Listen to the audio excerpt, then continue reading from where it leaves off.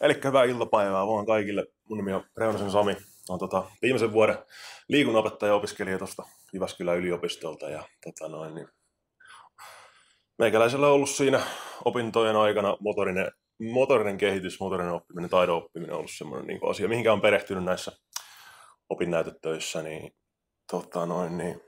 Kandin tein vähän samanlaista aiheesta ja gradun nyt sitten kanssa tuli valmiiksi tässä viime keväänä, joka kantaa nimeä keihäänheittäjien käyttäytyminen. Itsekin siis olen keihästä heittänyt tuossa noin ihan junnusta asti, mutta se tavoitteellisesti heittelin tuossa 7 vuotta. Ja lentopalloa on kanssa pelannut paljon ja kilpauintienkin tullut harrastettua. Niin tommonen yliolan tapahtuva liikehdintä on itselle tuttua. Mutta ei mitään, lähdetään tuosta liikenteeseen, eli johdantoa pikkusen aiheeseen, eli keihäänheitto, voimaa, nopeutta, lajispesifiä taitoa, nimenomaan vaativa urheilulaji. Mutta ympäristö ja psyykkiset tekijät myös tosi merkittävässä asemassa ja roolissa siinä suorituksen kokonaisuudessa. Keihäänheitossa on semmoinen, että vetovaihe kestää 0,3 sekuntia noin. Tarkoittaa sitä, että isojen viremarginaalien lajeista on kyse. Ja itsellä toi keihäänheittäjän kevät vanhana heittäjänä niin on vähän semmoinen, että heitetään pitkä talvi hallissa, varsinkin täällä itse on tämmöinen kansallisen tason heittäjä, niin pitkä talvi heitetään hallissa, sitten lähdetään viemään keväällä sitä heittoa pihalle hallista. Niin siinä tosi monella, mitä on kuullut, niin on vaikeuksia tuoda se hallista pihalle se heitto, niin itsellä on semmoinen, että mitenkä sitä voisi saada helpotettua jotenkin. Ja miten sitä voisi sitten soveltaa sitä taitoa erilaisissa ympäristöissä. Ja kandin tosiaan tein, kohta selitän tuon Quiet Eye-termin, mutta Quiet Eye-harjoittelun hyödyistä erilaisten motoristen taitojen kehittymisessä. Ja siitä löysin ihan positiivisia tuloksia muun muassa heittämiseen, kiinniottamiseen, tasapainotaitoihin. Jees. Tosta noin pikku käsitteet talteen. Voi olla muutamille ja monille saattaa olla vähän uusia käsitteitä, eli katsekäyttäytyminen. Se on semmoinen kattokäsite näille kaikille muille, eli periaatteessa pitää sisällään fiksaatiot. Fiksaatio tarkoittaa sitä, että kun silmää siirretään paikasta toiseen, vaikka pallopelikentällä seuraat vastustajia, mitä tahansa. Kun silmät vaihtaa paikkaan tietystä sijainnista, niin se on yksi fiksaatio. Ja tämä Quiet Eye on sitten viimeinen fiksaatio, kun esimerkiksi ennen kuin tehdään heittoliike, otetaan kiinni, niin toi Quiet Eye, niin kun se on viimeinen fiksaatio, sen pitää olla vähintään 100 millisekuntia pitkä ja rajoittua 3 asteen muutokseen vektoriavaruudessa, että sitä voidaan sanoa Quiet Eyeksi, eli sen täytyy vähintään kestää 100 millisekuntia. Mutta yksinkertaisesti silmää pidetään paikallaan ennen suorituksen tekemistä. Katseen hallinta, sitten just sitä, että miten näitä fiksaatioita säädellään, ja sitten Quiet Eye-harjoittelu, tietoisesti harjoitellaan sitä katseen kohdistamista erilaisissa harjoittelussa. No sitten vähän edeltävää kirjallisuutta tähän näin. Tuossa on tuorein meta-analyysi Quiet Eye tai katsekäyttäytymisestä. Se on pitänyt sisällään just Quiet Eye-kestoja, katseen kohdistusta, välifiksaatioiden määrää, mitkä on mullakin tässä päämuuttujat tässä oli meikäläisen gradussa. Eli sieltä on löytynyt iso koonti Quiet Eye-kestoissa ja katseen kohdistuksessa. Paljon merkittäviä tuloksia versus huiput ja siitä alaspäin. Eli huipuille on ominaista se, että katse on rauhallista ja just ne viimeiset fiksaatiot on pidempiä kuin sitten esimerkiksi kansallisen tason ja heikon tason liikkujien katseissa. Isoimmat erot on just huippujen ja heikompien välillä. Ja toinen meta-analyysi tuossa Quiet Eye-interventioista, eli kun ollaan tietoisesti harjoitusjakson aikana ollaan harjoiteltu sitä katseen kohdistamista, niin sieltä on löytynyt hyödyllistä tietoa muun muassa jalkapallosta, ammunnasta, koripallosta, golfista, ja sitten on tuo MABC2-testi, mikä on semmoinen hienomotoriikkaa testaava testi patterista. Mutta niistä on löytynyt ihan hyödyllistä tietoa. Sitten vähän vielä pohjaa tälle. Quiet Eyeta voidaan harjoitella just sen Quiet Eye harjoittelun myötä. Ja sitten vähän aivojen sisäistä juttua tässä seuraavaksi. Eli pidemmät koeaikakestot mahdollistaa motorista ohjelmien yksityiskohtaisemman käsittelyn ja tarvittavan aivokuoren organisoinnin. Eli yksinkertaisesti, kun näködata laitetaan vakioon, ei tarvitse koko aika aivojen miettiä, että mihin me katsotaan, niin siinä kohtaa aivoilla on enemmän kapasiteettia tuottaa liikkeitä tai mitä tahansa muuta toimintaa. Eli niin sanotusti levennetään vähän sitä kaistaa, millä operoidaan, kun pidetään näködata vakiona. Ja sitten tämmöinen kilpaurheilu yleisesti hyödyllinen juttu, eli Quiet-Eye'lla on ahdistusta ja jännitystä vaimentava vaikutus. No sitten tähän meikäläisen leipälajiin, eli taidon oppimiseen. Tuossa on lista sieltä meta-analyysistä, että minkälaisia konkreettisia hyötyjä erilaisiin lajitaitoihin on ollut siitä katseen kohdistusharjoittelusta. Eli esimerkiksi lentopallon vastaanottoprosentti kauden aikana 7% keskimäärin noussut joukkueella. Golfissa miinus 0,9 lyöntiä, eli noin 2 lyöntiä vähemmän per kierros harjoitusjakson päätteeksi. Dartsissa 10 heiton sarjassa 2 heittoa vähemmän mennyt ohi kohteesta. Koripallon hyppyheitossa, eli kun pommotetaan palloa, eli ei puhuta vapaaheitosta, vaan hyppyheitosta, esimerkiksi vaikka kaarelta, niin plus 12% kauden aikana, kun kohdistetaan katse korirenkaaseen ennen heittoa. Ja sitten tämmöisen DCD-lasten, eli kun kärsivät motoristen taitojen puutteista, niin heidän heitto- ja kiinniottotaidon mittaavassa testissä, esimerkiksi just siinä MAPC-testissä, niin plus 11 onnistunutta heittoa. Tuo on tosi merkittävä silleen, että just niin kuin heikkojen liikkujien esimerkiksi kiinniotto- ja heittotaitoa pystytään tuolla kehittämään siellä ihan niin kuin ruohonjuuritasolla. No sitten harjoittelu- ja oppimisympäristöjen merkitys, havaintotoiminnot, keskeinen osa oppimisprosessia. Ja just se, että operoidaan mahdollisimman virikkeellisessä, vaihtelevassa ja mahdollisimman aidossa harjoitteluympäristössä, niin se auttaa siinä, että sitä taitoa pystytään sitten myös soveltamaan erilaisissa ympäristöissä.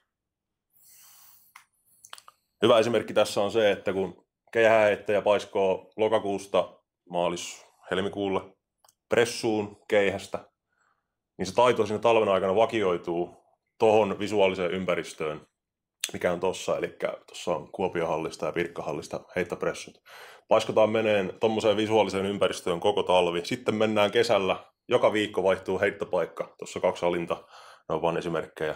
Niin sitten sen taidon soveltaminen uudenlaisessa visuaalisessa ympäristössä saattaa ollakin joillekin vähän hankalampaa. No sitten nopeasti käydään nämä meikäläisen muuttujat ja menetelmät tässä tutkimuksesta. Eli päämuuttujat otin tuolta edellisestä tutkimuksesta, joka käsitteli just katsekäyttäytymistä myös. Ja noin niin kuin ensimmäisen kerran, milloin noin on esiintynyt kirjallisuudessa. Eli viimeinen fiksaatio, eli Quiet-Eyen kesto, sitä mitattiin välifiksaatioiden määrä ristiaskeleiden ja vetovaiheen välillä, ja sitten katseen kohdistusasteikolla kohdistettu ja kohdistamaton. Ja tässä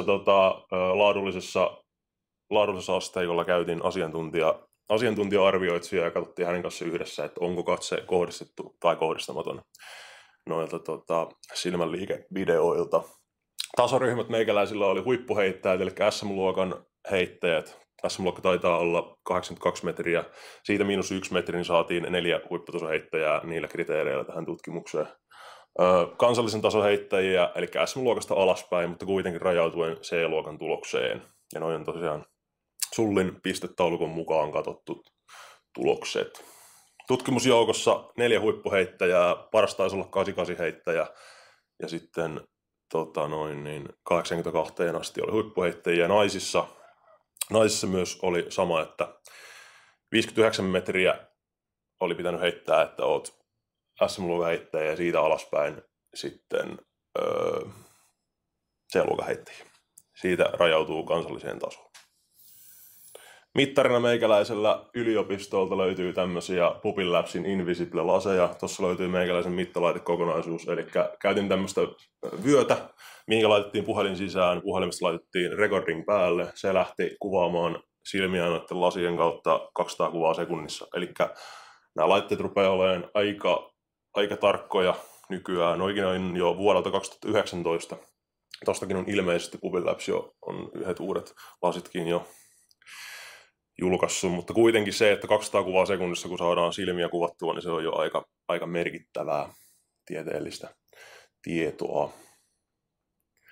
No sitten mennään ihan suoraan tuloksiin. Sieltä löytyi semmosia, että huipputasoheittäjillä tuossa 409 millisekuntia keskimäärin se viimeisen fiksaation kesto, kansallisen tason heittäjillä 191 millisekuntia, eli reilusti yli puolet pidemmät koe- tai kestot löytyi huipputasoheittäjiltä.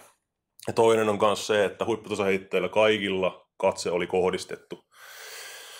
Kaikilla 4 oli johonkin etuviistoon, yläviistoon, alaviistoon oli kohdistettuna se katse, ja sitten just kansallisen tason heittäjillä oli ominaista se, että se katse harhaili heittäsuorituksen aikana. Ihan merkittävillä p-arvoilla noin. Sitten just välifiksaatioiden määrästä ei löytynyt lähes mitään merkittävää tulosta. Tai siis siinä mielessä merkittävää tulosta, että samat löytyy, että sillä ei ole niin sanotusti. Tällä otoksella ei ole niin merkittävää näyttöä siitä, että niillä kuinka monta kertaa ristiaskeleen ja vetovaiheen välissä sä vaihdat silmän paikkaa. Tärkeintä just se, että se pysyy kohdistettuna. Ja se just, että just siinä loppuvaiheessa, niin se olisi sitten mahdollisimman pitkä se kiinnitys, eli fiksaatio. No tässä on sitten ihan konkreettista kuvaa siitä huipputason heittäjien katseen kohdistuksesta. Eli tässä on jokainen heittäjä, huipputason heittäjä. Huomataan, että ylhäällä tai kaikissa tuo loppukatse pysyy hyvin nipussa. Mitä isompi tuossa on tuo sininen ympyrä, niin sitä pidempi on se aika, kuinka paljon sitä silmää pidettiin siinä yhdessä fiksaatiossa. Ja ominaista tässä on just se, että hyvässä nipussa pysyy katse hyvin kohdistettuna eikä harhaile. No sitten tässä vastaavasti kansallisen tason heittäjien katseen kohdistusta. Huomataan tässä, että hyvin paljon siksakkia heittää monilla toi katse. Eli tuommoista selkeää näyttöä siitä, että huipputason heittäjillä se katseen kohdistus on tossa noin ominaista. Seuraavaksi tulee sitten video, jossa näkyy 2 ekaa on huipputason heittäjiä, siitä näkee miten se katse käyttäytyy heiton aikana, ja sitten 2 seuraavaa on noita kansallisen tason heittäjiä. Otetaan siitä liikkeelle.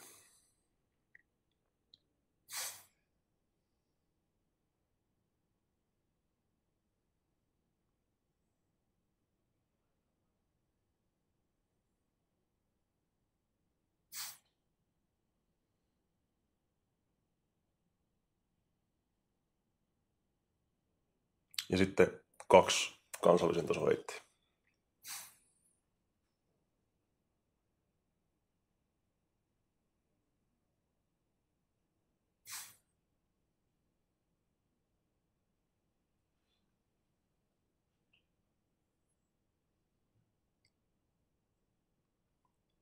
Oliko tämä nimenomaan se vetovaihe, mitä te olette analysoineet? Kyllä, vetovaihe. Niin Vetovaihe nimenomaan just se, että siinä heittosuorituksen lopussa, että kuinka hyvin se katse pysyy nipussa, että kuinka tommoinen niin kuin,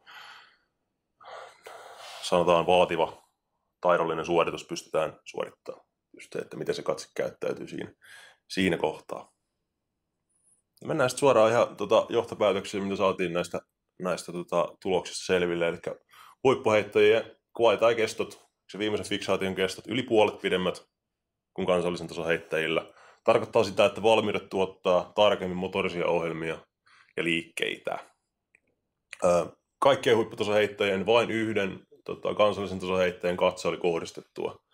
Ja sitten vielä tämä, että ristiaskeleiden ja vetovaiheen välisten fiksaatioiden määrien erot lähes samat. Siellä taisi olla pilkun takana vähän muutoksia, mutta ei sen isompia muutoksia. Kuitenkin se, että näillä näytöillä huipputason heittäjillä rauhallisempaa katsekäyttäytymistä selkeästi kuin kansallisen tason heittäjillä. No hiukan pohdintaa sitten, mitä näistä nyt sitten saataisiin irti näistä tuloksista. Miten kehäheittoa luonnollisesti voitaisiin sisällyttää koe- tai harjoittelua, eli sitä katseen kohdistusharjoittelua.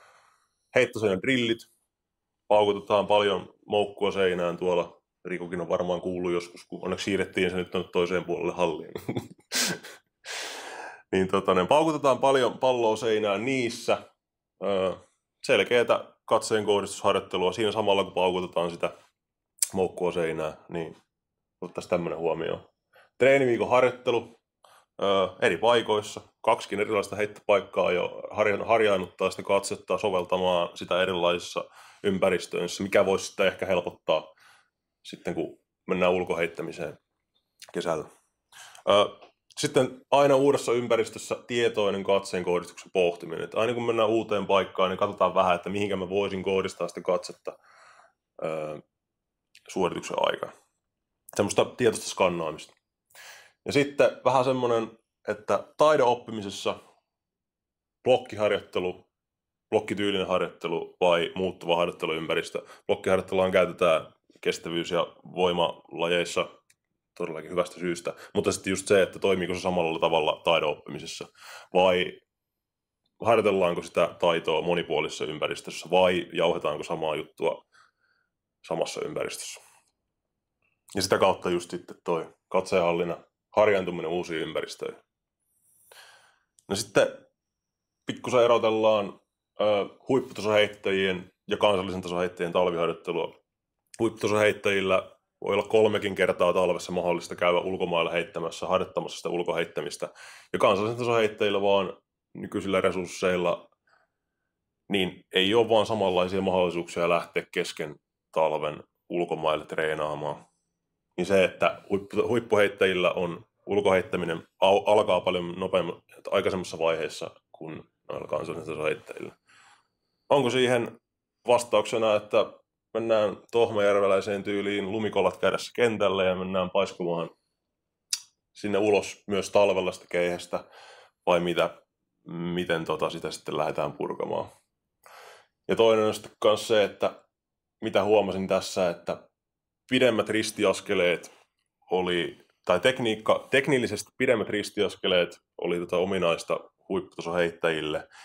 Että onko siinä sitten enemmän aikaa kohdistaa se katse, kun sä vedät ristiaskelia pidempään, versus se, että saatat vain muutaman ristiaskeleen ja heität siitä.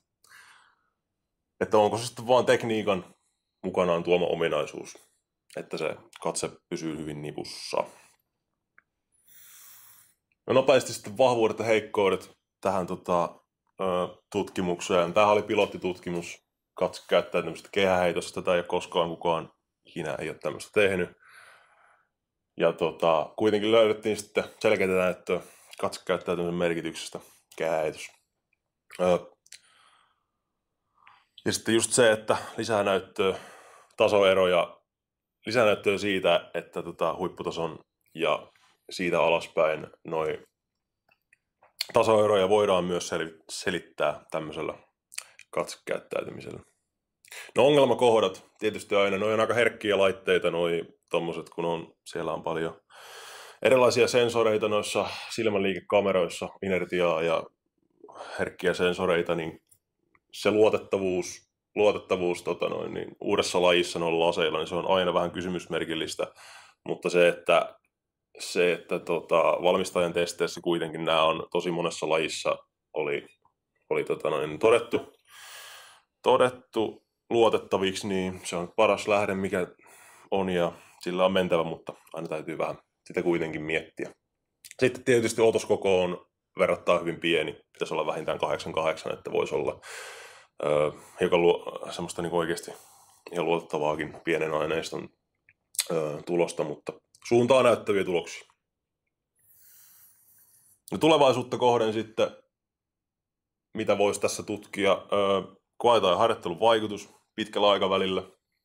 Esimerkiksi Suomessa pyörii alueellisia GS-kouluja, ottaa siihen treenikauden ajalle harjoitusjaksoja, miten se talven aikana esimerkiksi vaikka kehittyy se katsekäyttäytyminen, jos otetaan treeniohjelmaan mukaan tämmöistä. Ja sitten tämä on mielenkiintoinen juttu tämä kanssa, että miten se katsekäyttäytyminen muuttuu siirryttäessä sisältä ulos ja kuinka kauan kestää laadullisesti siirtyä sisäheitosta ulkoheittämiseen. Eli se, että voitaisiin laskea esimerkiksi vaikka viikoissa, päivissä, heittoharjoituksissa, että kuinka paljon se vaatii, että päästään sillä samanlaiselle laadulliselle tasolle, mikä on ollut siellä sisällä, kun on pitkä talvi jauhettu meneen. Ja sitten just se, että tosi monelta on kuullut sitä, että se on vaikeaa se heiton tuominen ulos sieltä hallista, itseni mukaan lukien oli, niin miten sitä voisi sitten vähän helpottaa. Ja sitten näin opettajan näkökulmasta ehdottomasti pitäisi sitä myös laajentaa hiukan motoristen taitojen tutkimista tässä, että on kiinniottoa ja heittotaito, tasapainotaitoja ja liikkumistaidoista on hyviä tuloksia, lupaavia tuloksia löytynyt, että miten niitä sitten voisi tutkia enemmän ja sitä kautta sitten kehittää lasten ja nuorten motorisia taitoja ja niiden kehittämistä. Et mitä, tuossa vielä meikäläisen lähteä tähän hommaan ja tältä erää kaikki sanottu. Kiitoksia.